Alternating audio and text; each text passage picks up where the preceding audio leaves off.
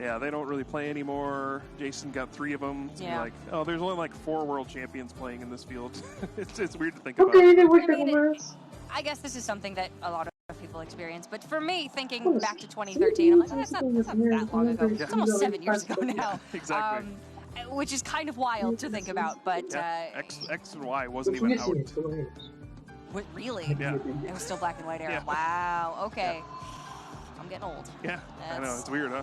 That's a tough pill to swallow, gotta say. But I mean, we're almost at the end of Sun and Moon era. I mean, we got the little sneak peek earlier today of what is to come with Sword and Shield era and the Pokemon trading card game. Obviously, there's still a lot that we don't know about the video game itself. Right. Or even the TCG. Yeah, or even anything, the TCG. But you have to assume we've only got so many more expansions coming before things are really going to be shaken up. Yeah, I mean, Sword and Shield comes out in about 3 months. Yep. November 15th, I believe. Somewhere around there, yeah. And could be wrong. Yeah, so times are changing, as they always do every couple of years.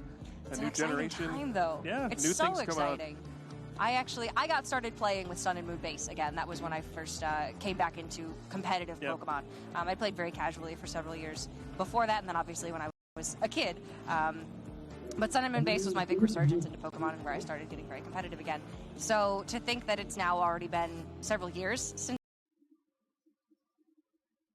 Sun and Moon Base was released. Yeah, we're in year 3 of Sun and Moon. Yeah, and now we're moving into Sword and Shield. It's incredible to think of everything that's happened in the last few years. And certainly the standard rotations bring that all into the front of your mind, I guess, because you think now, we've just lost everything before Ultra Prism.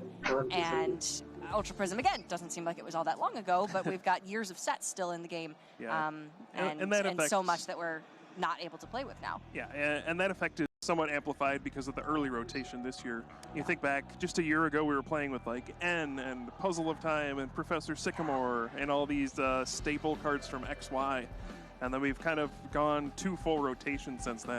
Where now it's you can't play Zoroark GX anymore. You can't play Ultra Ball. You can't play. I mean, when it first came out, Decidueye GX was one of the big cards in the first Sun and Moon expansions. Like in just 1 year's time, before that was in just 1 year's time, we've rotated out about 2 years worth of cards. So it's been a crazy turnover from last year to this year. But I love the shakeup right in time for the World Championships. I think it is certainly very disruptive of the meta, but in a good way. Yeah. It's giving us so much more to work with that even though we have a smaller card pool, a limited card pool in Pokemon in particular really forces things to change dramatically. And certainly we've still got some of the same decks rocking and rolling. We've got Reshiram and Charizard, we've got Pikachu and Zekrom, which are still very strong. Psychic Malamar has new attackers every day of the week, it seems, and that's one that keeps the same base but keeps moving and growing. And then we've got Blacephalon coming back into play. We've got Mewtwo and Mew GX. We've got Gardevoir and Sylveon GX. It really is cool to see all of the things that are coming to the forefront now because we've gotten rid of such staples like Zoroark GX. Yeah, the door is wide open at this point. It's just who's going to knock hardest and open it first, I guess. Yeah. But one name is catching my eye, and it's Hampus Eriksson. Yeah. Currently 5-0, has not lost a single match. And he is playing one of only 2 theme decks in the field today. Sure is. Yeah, he's known for playing wacky decks here and there. He actually won a regional championships, I think, this season with a Sylveon GX deck. Okay. In a time where people are like, no, that deck is bad now. He's like, nope, I'm still going to win with it. I don't care what you guys think. But yeah, we can run through a list of some of the names who are kind of on the cusp of qualifying for Day 2 here at the World Championships. On the main stage, we just saw Jason, who is now 5-0 with that Pikachu and Zekrom deck. Just needs one more win to advance. We have Jack Gregory Campbell, who's sitting at 5-0. Hampus, as you just said. Riley Hulbert, who is on stage last round, ended up getting the win. We have Caden B, who's 5-0.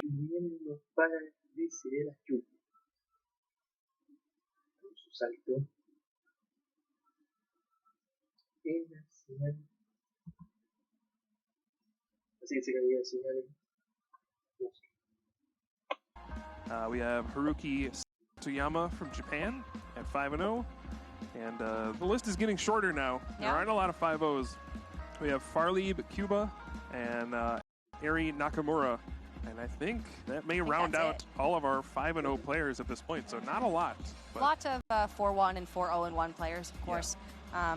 Philip Schultz, by any chance related to Robin? Yeah, brother. His brother? Okay. Very similar. Makes sense. But it would be cool to see, of course, brothers in Day 2 of the World Championships. Robin, obviously, being last year's World Champion. I always love it when you get that sibling or that friendship rivalry story of players giving each other a run for their money. Yeah, and it's been interesting to watch the story kind of change over the past couple of years. For a while, Philip was known as I don't want to say like the better Schultz brother, but the one who had better results at tournaments. He was the only player to make Day 2 at every international championships the first year that internationals were introduced. Oh, no kidding. He had like a top 8, a top 4 finish. He was crushing a lot of regionals and things like that. So for a while, it was Philip Schultz is one of the dominant players in Europe. And then last year, Robin won Worlds, and it was like, wow, Robin Schultz is amazing. And obviously, they're both incredible players, but it's been interesting to watch their reputations kind of change where now it's like, yeah Robin's the great one.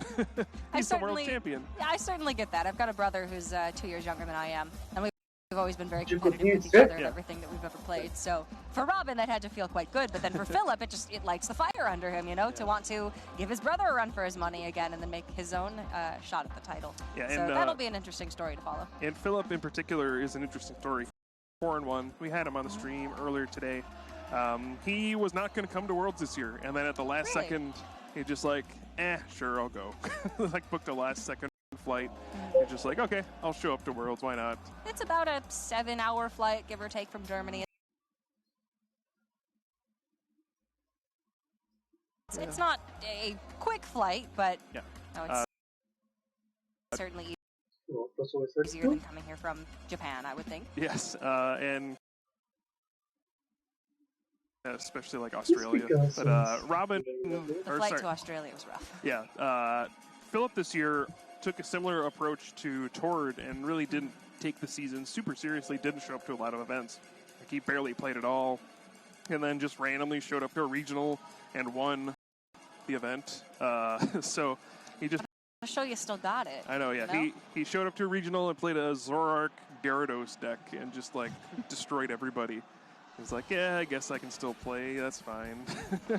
And yeah, there he is. He's 2 wins away from advancing to Day 2. So there's played here today. Hard to believe we're over to go, and still a lot of people's days to decide. Even the players who are 5-0 are not guaranteed to make it. No. There is the depressing downward spiral of 5-0 to 5-3. We hope nobody has to experience that, but it is still a possibility. That is.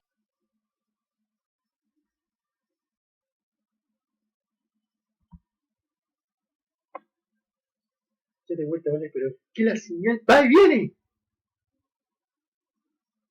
Oye, la señal. Espera.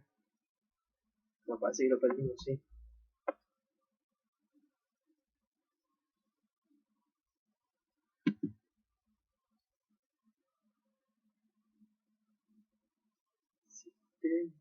Range. Warm and so welcoming, and the World Championships format is that way as well. Absolutely, yeah. But yeah, just think back to last year. A lot of the Australian players who were not very well known just showed up with that Buzzwole Garbodor deck and just smoked everybody. A bunch of them just went sickle. Some of them like were 5-0 and got paired against each other and like had to beat each other, and then just one of them lost, but then won the next round and got through anyway. It was just like the Australian pack of players just came in and just like rolled over everybody. So that's always fun to watch. Have we seen any of those practice groups with Otra vez. No resiste el directo, tío.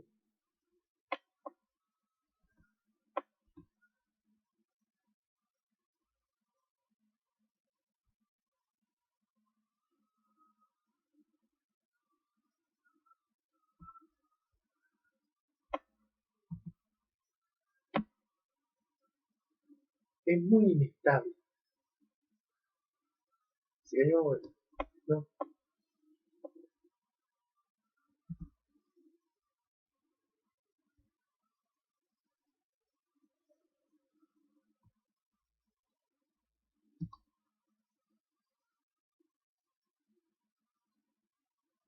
defined strategies. I think so. At least not to the degree of what we saw last year. Yeah. And I think a lot of it is just a lot of people are playing the same decks. It's like we're just seeing a lot of Malamar, Pikachu. Field, That's but true, you know, we might be seeing some of these players that are advancing through to day 2 deciding to change their lists, to change archetypes completely, because that is allowed. Day 2 is essentially a different tournament. So you get through day 1, you qualify for day 2, it's a fresh slate, and you do have the option to change your deck if you so choose. But the players who qualify directly for day 2 have the advantage of seeing the decks that are played on day number 1 and being able to react accordingly.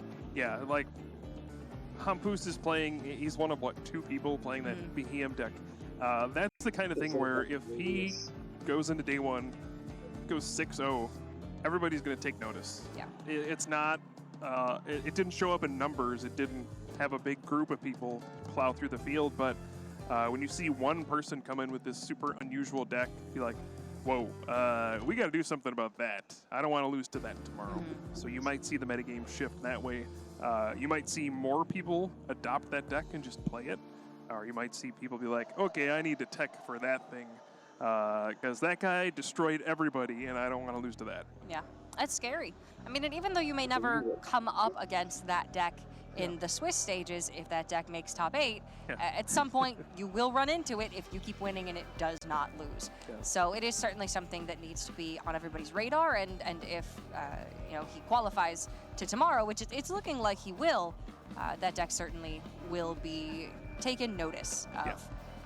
And I'm interested to see how players choose to react to it, because the whole point of the deck is to lock out items and to lock out GX and EX Pokemon attacks, which a lot of the meta right now is composed of GX Pokemon. Right. So maybe we'll see more single prize attackers as a result. Time will tell. We'll see how the players choose to react tomorrow, or if Hampus Eriksson even does qualify through to tomorrow. He needs to pick up one more win again.